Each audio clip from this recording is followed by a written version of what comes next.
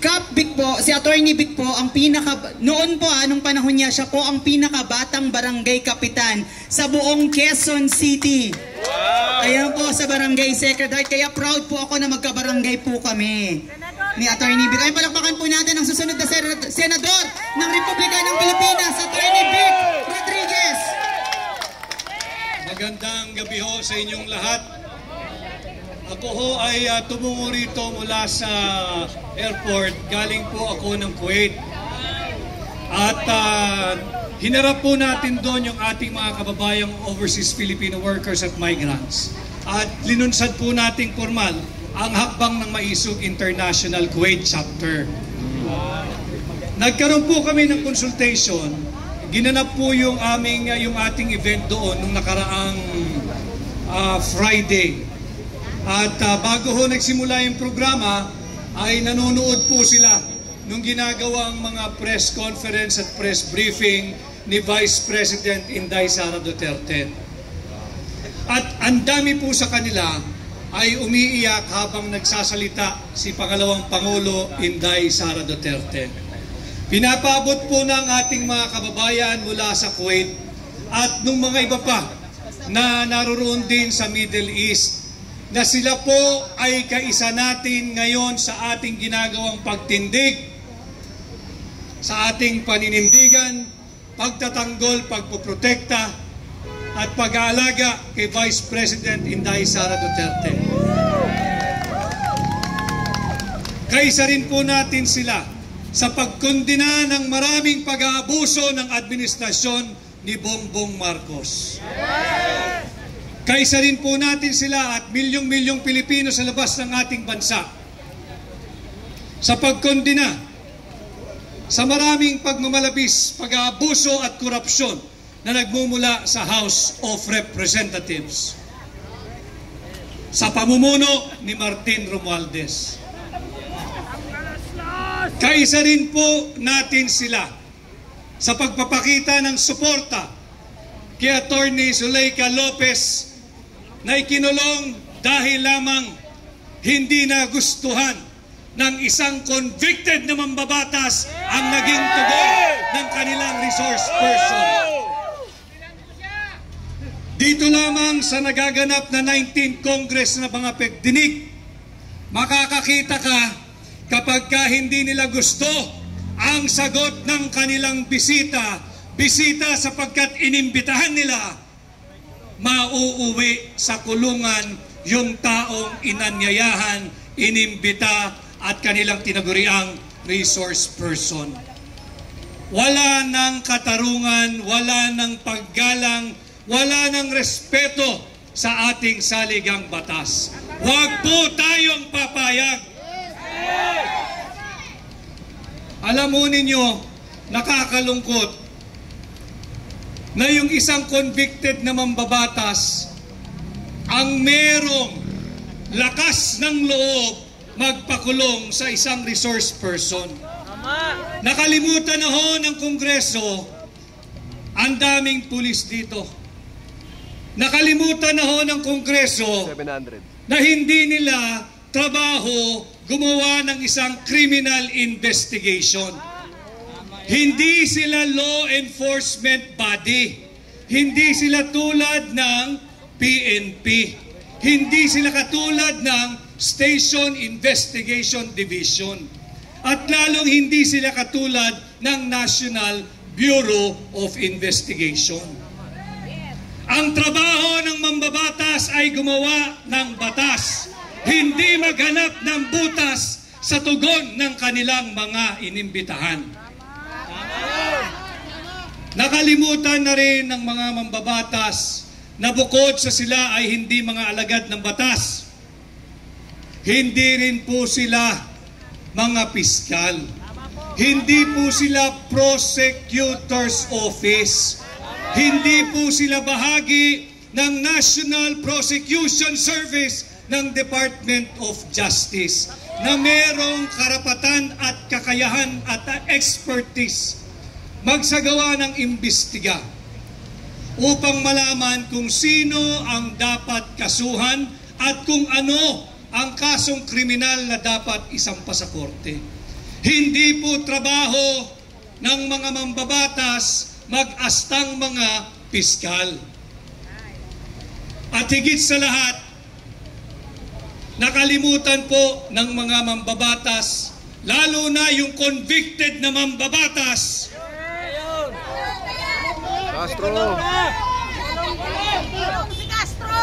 Nakalimutan niya na siya ang may conviction. Nakalimutan niya na siya ay nakakalaya dahil umaapila lamang siya sa kanyang conviction. At higit sa lahat, nakalimutan niya at ng mga kasamahan niyang pilit tinatatawag na honorable na hindi sila trial body o trial agency. Hindi po sila korte upang magsabi kung sino ang guilty at hindi guilty. Hindi po sila korte para magbigay ng karapatang parusa na pagkakakulong kagaya ng ginawa nila kay Attorney Lopez.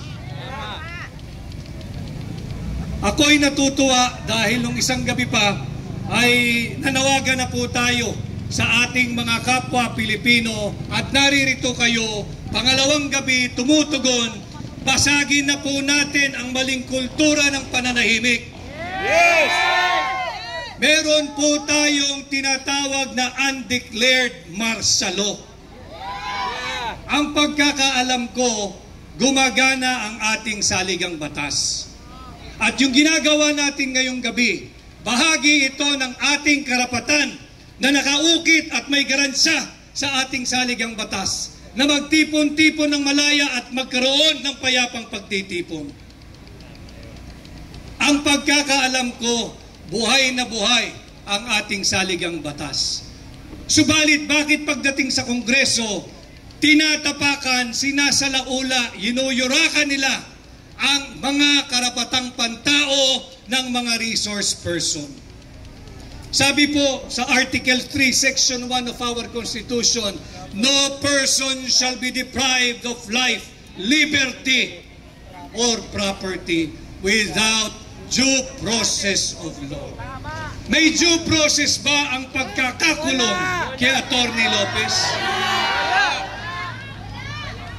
Meron bang due process na sa kadiliman ng gabi, walang kuryente, pinatayan din ng tubig, darating ang mga ilang elemento ng kapulisan upang puwersahin at puwersahang ilipat si Attorney Lopez mula sa House of Representatives patungo sa correctional facilities ng Mandaluyong?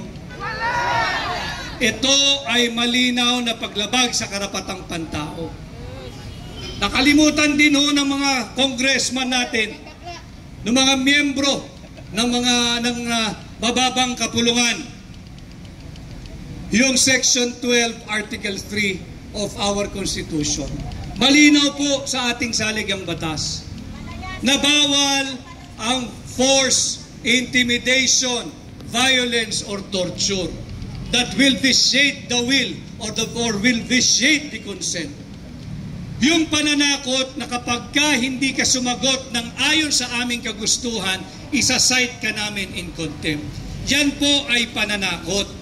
Yan po ay threat. Yan po ay intimidation that vitiates the will, and that is unconstitutional.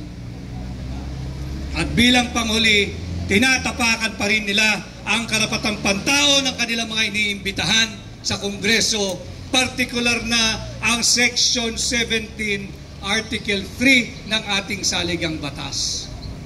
Hindi po maaaring puwersahin ni numan ang kahit na sino na tumestigo laban sa kanyang sarili o laban sa kanyang sariling interes. Sa Kongreso, pag pinatawag ka at hindi gusto ang sagot mo, pipilitin kanila, susubuan kanila ng mga salita na gusto nilang lumabas sa iyong bibig kahit naman hindi iyon ang katotohanan. Kaya tayo ay patuloy na magsama-sama, manindigan at sumigaw ng sama-sama. Tigilan na natin yung maling uri ng ating pananahimik. Tanggalin na po natin yung maling kultura ng pananahimik. Meron po tayong tinatawag na undeclared martial law. Nagaganap na po yan. Kung ano-anong iniimbestigahan, sinasabi ay in aid of legislation. Kasinungalingan. Ang investigasyon nila ay in aid of political persecution. Wala na silang gawin araw-araw kundi siraan ang pagkatao ni dating Pangulong Rodrigo Roa Duterte. Masama ba pag ika'y Pangulo, pangalagaan mo ang seguridad ng iyong bansa? Masama ba na kapag ikaw ay Pangulo, habulin mo ang mga drug lord? Masama ba pag ikaw ang Pangulo, maglungsad ka ng war on drugs? Bakit nila sinisiraan patuloy si Pangulong Duterte? Ang tanging kasalanan ni Pangulong Duterte dahil hanggang sa ngayon, mahal na mahal ninyo, mahal na mahal na Pilipino, mahal na mahal na mga sundalo, at mahal na mahal na mga pulis, si Pangulong Rodrigo Duterte.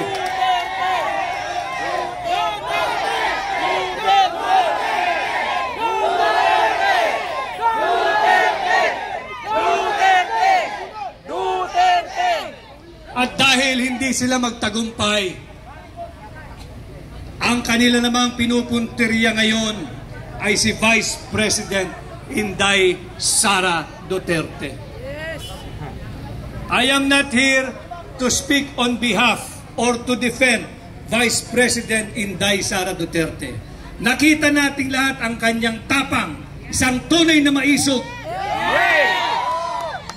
Babaeng tao pero marunong lumaban. Hindi kinahihinaan ng loob at patuloy pang tumatapang. Subalit ito'y dapat malaman ninyo. Ang puntirya nilang susunod ay si Vice President Inday Sara Duterte. Gagawin nila lahat para i-impeach si Vice President Inday Sara Duterte. Ang layunin ay palitan siya ni Martin Romualdez. Ang layunin ay panatiliin ang kanilang angkan, ang kanilang pamilya, ang kanilang sarili sa kapangyarihan, sa poder, at patuloy nagahasain ang kaban ng ating bansa. Papayag ba kayo dyan? Ito ang kanilang mga tunay na layunin. Kaya kami, ako, ay magkakasama, lumalapit sa inyo. Atin pong protektahan at ipagtanggol si Vice President Inday Sara Duterte. Sapagkat si Inday Sara Duterte, siya lamang po ang sumisimbolo, kumakatawan at sumasagisag sa 32 million Filipinos na bumoto sa kanya. Nagkataon lamang na ang binoto ng 32 million Filipinos ay si Inday Sara Duterte. Bakit galit na galit ang administrasyon ni Bongbong Marcos? Dahil kagaya ng kanyang ama, mahal nating mga Pilipino si Vice President Inday Sara Duterte. Duterte! Duterte! Duterte! Duterte! Duterte! Duterte! Kinakailangan na lalaman ho ninyo, pasalamat ako, napakaraming vloggers dito. Alam ho ninyo, yung anyo nung mass gathering o pagtitipo na ganito, nagbabago din. Sapagkat tama yung sinasabi ni Vice President Sara Duterte. Hirap na mga Pilipino. Imbis na ang gawin nila ay magpasa ng batas, nagagamot, natutugon sa kagutuman, sa kahirapan at kawalan ng trabaho at kawalan ng pag-asa ng maraming Pilipino, ang ginagawa nila lahat ay political persecution, laban kay Pangulong Duterte, kay Vice President Inday Sara Duterte, kay Pulong Duterte, at kay Baste Duterte. Marcos resign! Marcos resign! Marcos resign! Marcos resign! Marcos resign! Bakit ba sila inggit na inggit at mahal ng Pilipino ang pamilya Duterte? Simple lang naman ang dapat nilang maging katugunan. Magtrabaho din kayo ng katumbas o higit pa sa trabaho at pagmamahal ni Pangulong Duterte na ipinakita at ipinamalas sa bansang Pilipinas at sa mga Pilipino. Duterte! Duterte! Duterte! Duterte! Malaman din po ninyo na ang isa sa mga plano rin nila, yung pamimigay ng ayuda, pera po nyo yan. Pag kayo'y binigyan ng ayuda, kunin ninyo. Ako na ang nakikiusap, nagmamakaawa, kunin ninyo. Pera nyo yan. Hindi yan pera ni Bongbong Marcos. Hindi nyo pera yan! Hindi yan pera ni Martin Romualdez. Dalawang bagay ang pinagkukuhaan ng ayuda, o AYIX o AKAP. Hindi po yan pera ng mga politiko. Yan po ay galing sa mga buwis na ibinayad. At dahil hindi sapat yung mga buwis na ibinayad, nangungutang po ang pambansang pamahalaan, na ang magbabayad po ay manggagaling sa buwis na ibabayad ng mamamayang Pilipino. Pera nyo po yan. Tanggapin po nyo yan. Pero pag sa pagtanggap ninyo, huwag nyo pong isuko ang inyong pagkatao, ang inyong dignidad, ang inyong self-respect, at ang inyong boto. Kunin ninyo ang perang yan, sundin ninyo ang nasa sa loob ninyo, sundin ninyo ang nasa puso ninyo. Importanteng nalalaman ho ninyo ito, dahil mahirap naman na tayo'y nagsasalita lamang upang paigtingin ang inyong galit. Hindi po. Ito po yung mga bagay na dapat nalalaman ninyo. Karapatan po ninyong malaman ito dahil hindi na tayo lumalabas sa tinatawag nating traditional media. Kaya palakpakan natin ang lahat ng social media vloggers na naririto ngayong gabi. Sila po ang tinatawag nating new media. Sila po ang nagdadala ng totoo at tunay at makabuluhang balita sa mga tahanan, sasakyan, lugar ng trabaho, opisina, at maging sa ibang panig ng mundo. Gising na ho yung ating mga kababayan sa ibang panig ng mundo, sa US, sa Kuwait, dyan sa Middle East. Sila po ay nakamatsyag sa inyo, nanonood kabahagi ng ating ginagawa ngayon.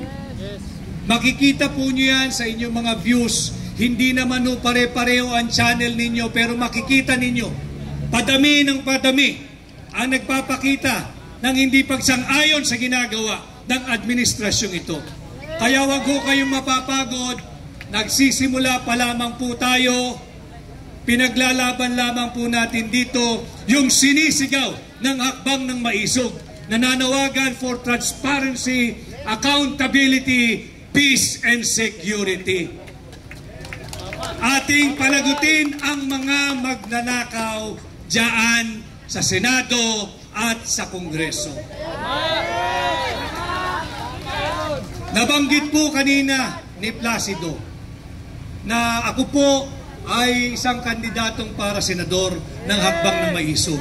Hindi na po muna panahon yan. Nais ko lang pong banggitin ang pangunahin sa aking nais gawin. Yan yung war on corruption. Subalit yung war on corruption, hindi po yan motherhood statement. Kung tayo'y tutulungan ninyo, sisikapin kong maibalik ang death penalty. Death penalty, subalit sa 2 kaso lamang.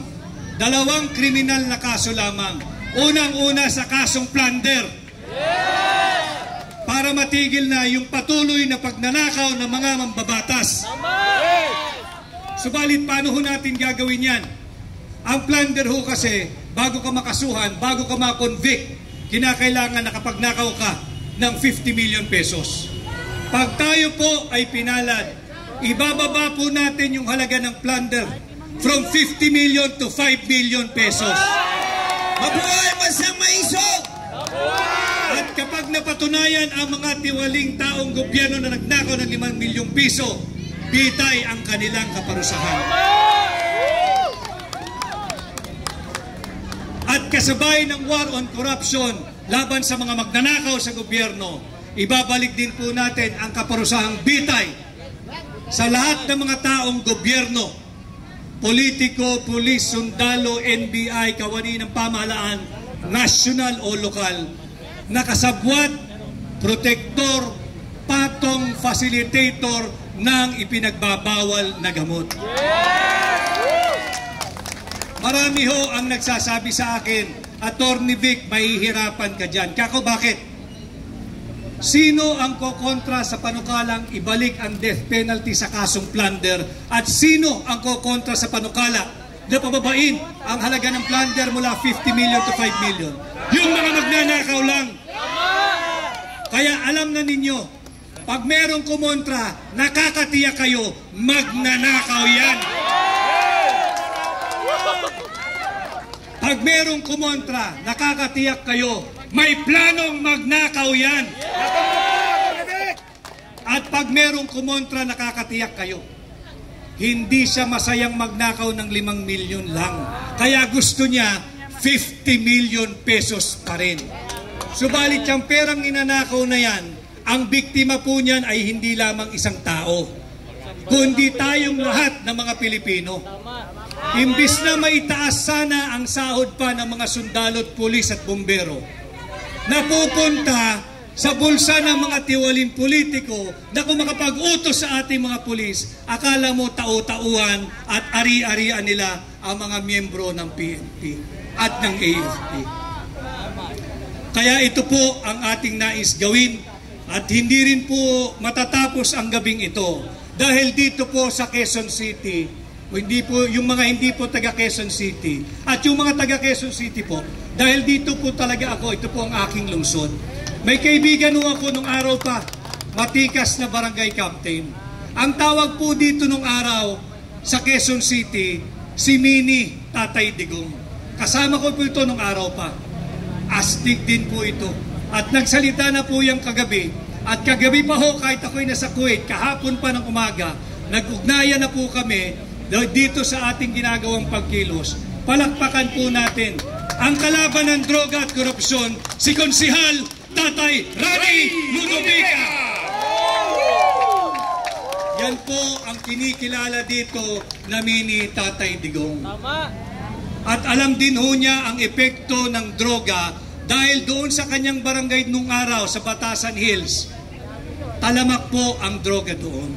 At sinasabi rin ng mga tao doon, barangay officials, si Konsihal Rani, at pati mga kapulisan, nang dumating ang administrasyon ni Pangulong Rodrigo Duterte, naubos, nagtakbuhan, nawala at tumigil ang kalakal ng droga. Kaya salamat Konsihal Rani at salamat din sa iyong suporta sa ginagawa nating pagkilos dito sa Lungsod Quezon. We love you, Tay! At ganun din ho sa ating mga kasamang kapulisan dito, ating mga police officers, hindi po ninyo kami kalaban. Kami po ay kasama ninyo. Ang aming lamang pakiusap, ang pakiusap ko, kilalanin din po ninyo ang karapatan namin na malayang magtipon-tipon at payapang magpahayag ng aming saloobin laban sa pagmamalabis ng administrasyon ni Bongbong Marcos na minsang kong tinulungan. Pagbaba ko kanina sa sasakyan, tinanong bakit ko na hindi tinutulungan si Bongbong Marcos. Simple lang ang sinagot ko. Hindi na siya tumatalima doon sa napag-usapan naming direksyon na maglilingkod kami ng tapat sa mga Pilipino. At hindi rin ako nagkulang ng salita sa kanya. Sinabi ko na noon, yung mga nakapaligid sa atin na ang tanging layunin ay magnakaw sa gobyerno, kaya ko yan. Pero hindi ko kakayanin ang paghuhusga at pagmumura ng mamamayang Pilipino pag hindi natin ginawa ang ating trabaho ng tama. Kaya ako'y naririto kasama ninyo at patuloy tayong magsasama-sama. Muli ho, patuloy nating protektahan, ipagtanggol at bantayan si Vice President Inday Sara Duterte. Maniwala ho kayo mga kababayan, pati yung mga nasa bahay, nasa smartphone, nanganganib po ang buhay niyan. Target po yan. Bantayan po natin si Vice President Inday Sara Duterte at wag po nating hahayaang mananaig ang puwersa ng mga kadiliman sa ating bansa. Patuloy po tayong maging maisog. Magandang gabi at mabuhay ang Pilipinas at mabuhay ang Pilipino at mabuhay ang mga maisog.